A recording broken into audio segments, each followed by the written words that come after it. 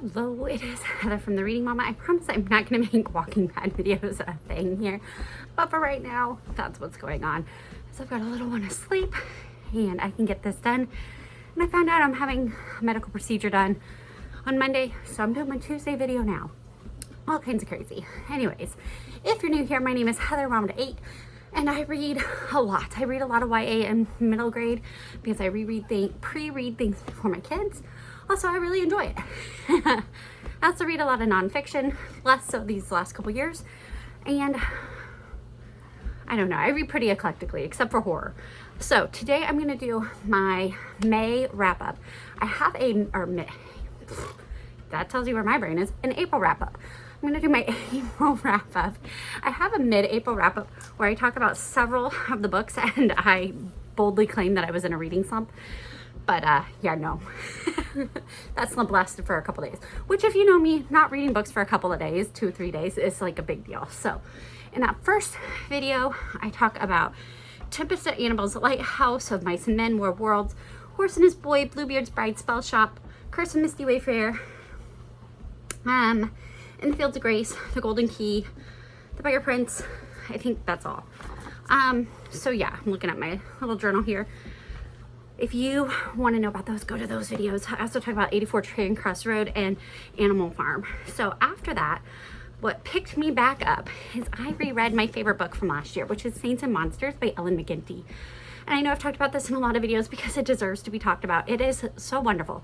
This is a slow burn fantasy that, yes, it is a romance, but I don't feel like that's the main part of it, even though it is. I don't know, it's so fun. So it's set in a fantasy realm, but it's very much based on medieval Japan.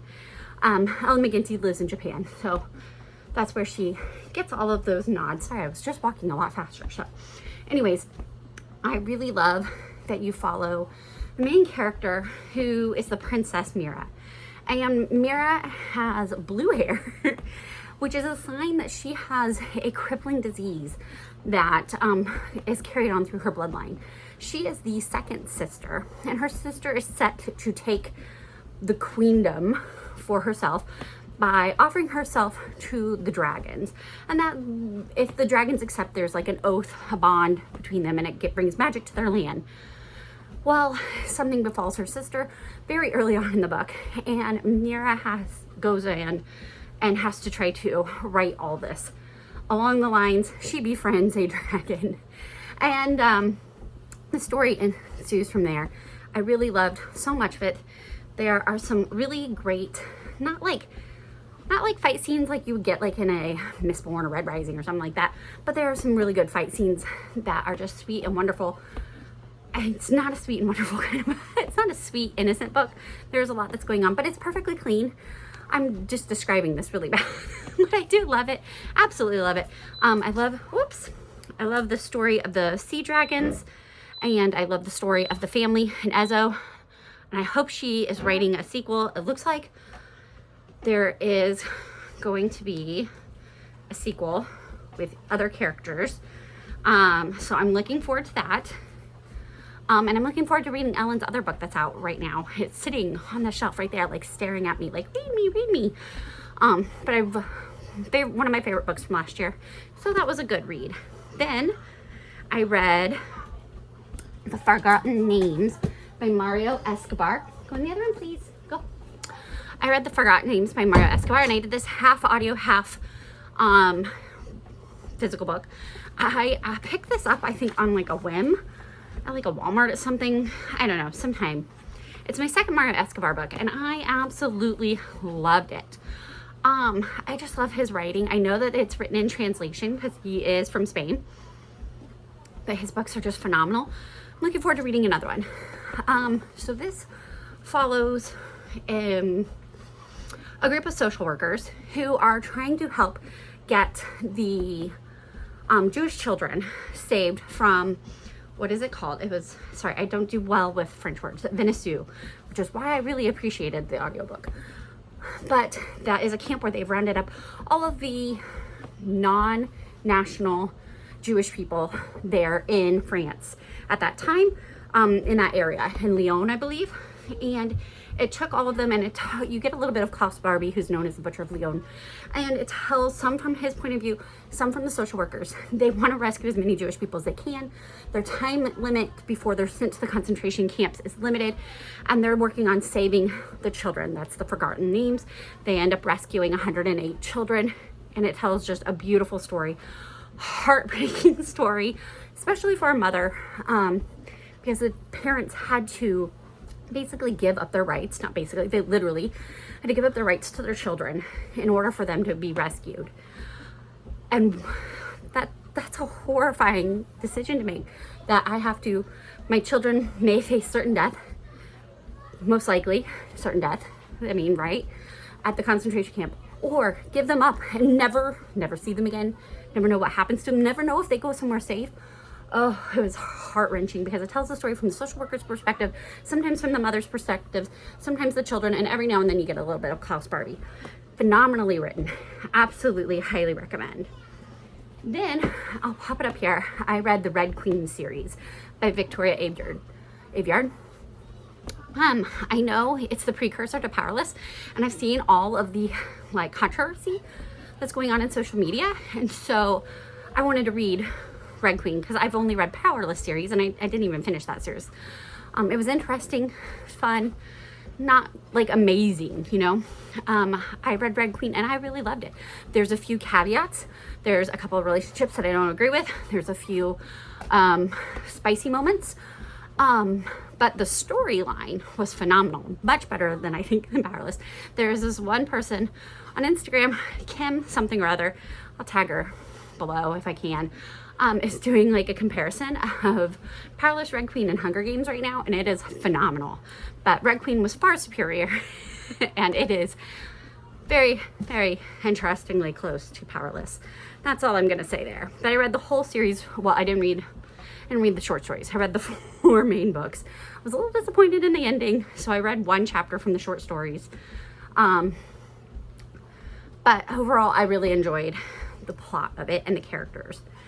What did I read next? Then I listened to Merchant's Daughter by Melanie Dickerson, which is a fairy tale retelling. But what fairy tale is it? My brain, it's Beauty and the Beast, that's what it is. Beauty and the Beast retelling, set in London, and the audiobook does a wonderful job. Some of Melanie Dickerson's are not great narrators, but this is by somebody named Jude, and it is phenomenal for a Beauty and the Beast retelling, because Beauty and the Beast, believe it or not, is not one of my favorite fairy tales, but I thought she did a really good job. Is it a phenomenal book? No. Is it a great retelling? Yes. The reason that it's very much written for a YA. It's very easy reading, and it's enjoyable, but it is definitely a light literature. It is not. It is what it is, and I enjoyed it, and so that was a good one. The main character, he's a man who's been disfigured, and she has now become his indentured servant to pay for her family's debts. She's working there. Some man from the town is trying to harass her.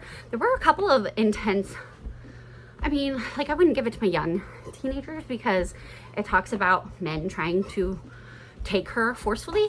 It's not descriptive or anything of that, but my younger teens don't even have that concept in their mind, so I wouldn't want to bring it up to them. But I did really love it. I love the faith elements. That's one of the things that brings me back to Melanie Dickerson over and over, her faith elements and how she weaves them into her stories. So I really liked that. I finished Risen Motherhood, and I really enjoyed it. I like the first half better than the last half. I feel like the first half was very practical, very encouraging for motherhood. The last half was a little bit repetitive with not a lot of information. Then I listened to Code Talkers by Joseph Bruchac, and I have never read a Joseph Bruchac book that I haven't loved. And it tells about the Navajo Indians and their part that they played in the World War II, being code talkers across the radios. Phenomenal, break your heart because it's World War II and the atrocities and things that they've dealt with as a people. He just does a wonderful job, as always, in his indigenous writing, his stories. And then I listened to a book called Count the Nights by Stars by Michelle Shockley, and I really enjoyed it. It has some serious concepts talking about prostitution at the turn of the century, but it was really well done. Again, wonderful faith elements woven in to a dual timeline story that follows a girl in the 60s who finds a scrapbook from the Centennial? I'm not sure, for Nashville, Tennessee. And I had a big thing like a World's Fair. And she finds a scrapbook of one of the people who've been living in the Maxwell house, yes, like the coffee. And then the other timeline is the lady from the scrapbook. And you see her learning to be more than herself and valuing people, and how she can be a blessing to others and help them all within that world of the late 1800s, turn of the century. And it's a love story on both timelines. Very well done, very clean, nothing untoward like all of Michelle Shockley's books that I'm learning. Great faith elements woven in. And so yeah, that's what's going on. I also did read a Marie Lu book. Don't recommend it, so I'm not even going to talk about it. But yeah, that was my month. I think I read like 23 books for the month. I have hopefully 2 I will finish before I have 2 more days left in April. So I'm hoping to finish Betrayal of Eden, which is a reread, and also my Selected Poems by Wendell Berry. And I have talked about this a lot, but go check it out. I'm loving Erin Phillips. I loved all of her books that I've read so far.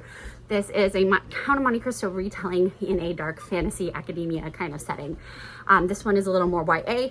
Book 2 is out now, and it is a little bit more older YA, new adult. So just keep that in mind. But I'm absolutely loving it. This time I'm going through trying to look for things I want to mark, things I loved, quotes, that kind of thing. But I really do enjoy this retelling, and I talk about it in so many videos, so I'm not going to do that here. So that is what I read in the month of April, or am in the middle of. And yeah, hopefully I will be back soon after my procedure. So have a blessed day.